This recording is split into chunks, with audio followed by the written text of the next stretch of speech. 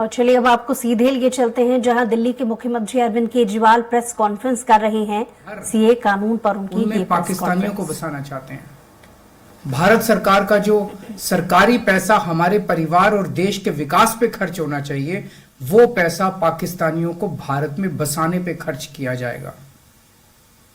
इन तीन देशों में लगभग 2.5 से 3 करोड़ अल्पसंख्यक हैं। ये तीनों बहुत गरीब देश हैं।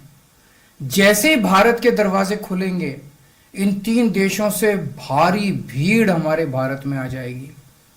अगर इन 2.5-3 करोड़ में से 1.5 करोड़ लोग भी भारत आ गए तो कौन देगा इनको रोजगार?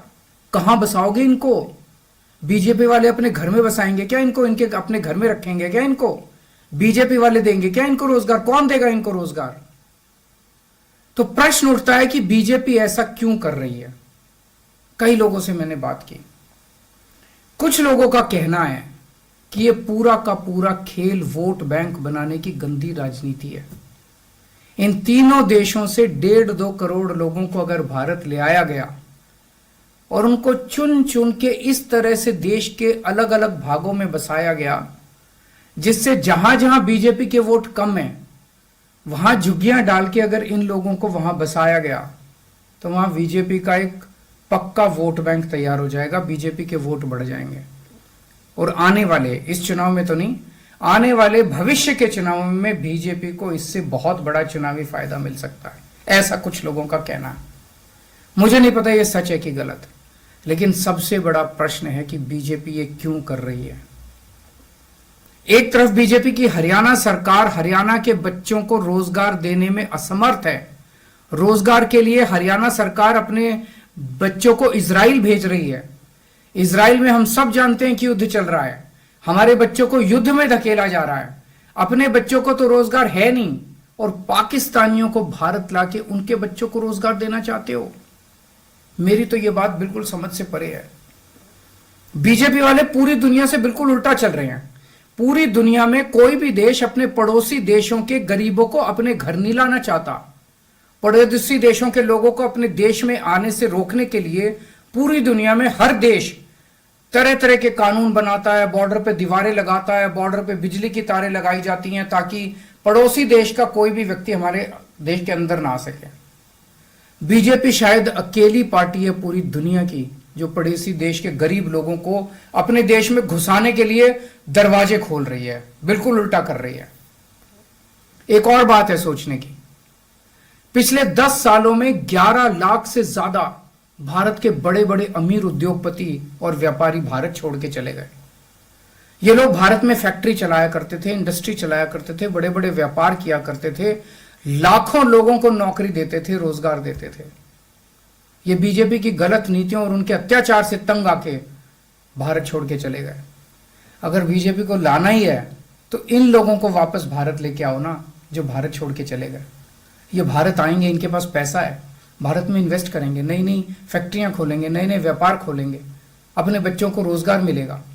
ये क्या बदतमीजी है कि बांग्लादेश के, पाकिस्तान के और अफगानिस्तान के लोगों को हमारे देश में लाके बसाएंगे और उनको हमारे बच्चों के हक के रोजगार उनको देंगे। ये लोग कह रहे हैं कि 2014 के पहले आए हुए घुसपैठियों को इन नागरिकता दी जाएगी। ऐसा नहीं है, ये तो शुरुआत है।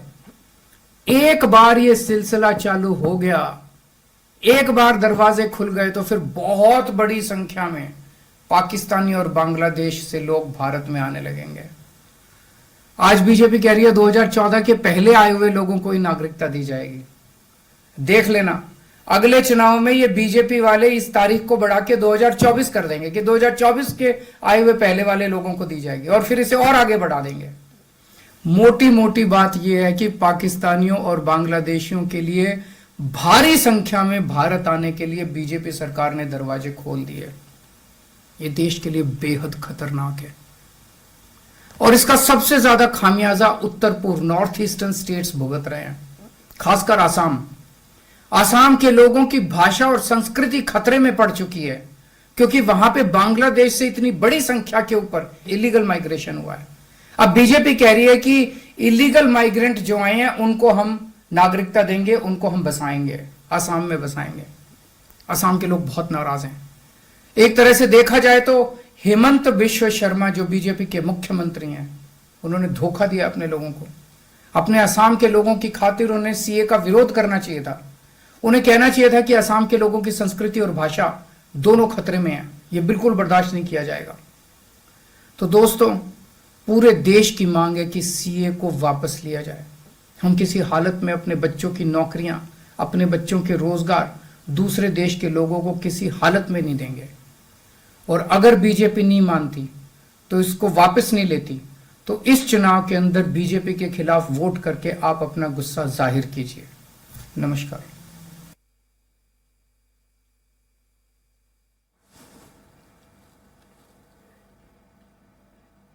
तो ये सीधी तस्वीरें देखी आपने दिल्ली से अरविंद केजरीवाल की प्रेस कॉन्फ्रेंस, जिसमें सीएए कानून पर उन्होंने प्रेस कॉन्फ्रेंस की और सीए को अपने शब्दों में उन्होंने समझाया कि आखिर क्यों वो इस कानून का विरोध कर रहे हैं।